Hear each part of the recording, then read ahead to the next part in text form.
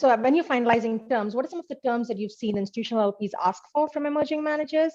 And how have you guys negotiated the teams from the emerging manager and the LP perspective? I think I divide the world of institutional limited partners broadly into two groups, the strategic investor and the financial investor. And often they're asking for very different things and focusing on very different things.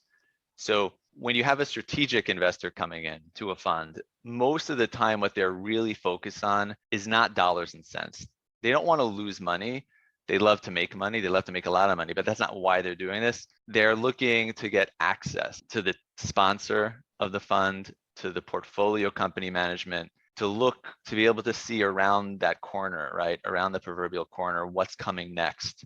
What's the newest technology in healthcare? What's the newest fintech out there? So that's one thing. Institutional LPs who are strategically minded in an investment have a very kind of different mindset from the financial investors who are really focused on the distribution waterfall, the management fee, making sure that they don't pay management fees, after the fund is kind of run its course, it doesn't turn into a zombie fund. Those are the sort of things that financial investors, in my experience, typically focus on carefully.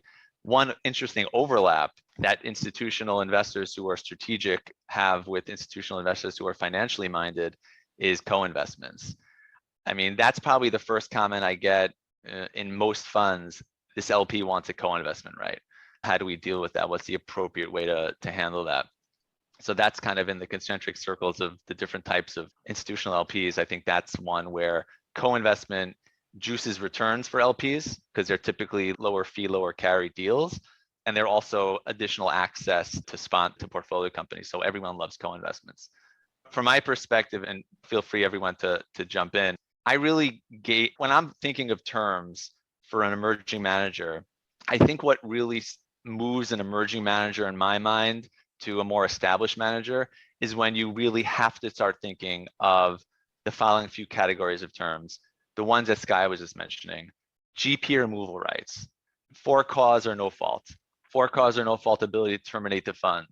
Those are the type of things that I would typically not include in true emerging manager documents until they're necessary, until the LPs are asking for that. And often an emerging manager doesn't have LPs who ask for those sort of LP rights until they're become more institutional. At that point, we say, okay, now we're dealing at a different level and we got to start putting those things in.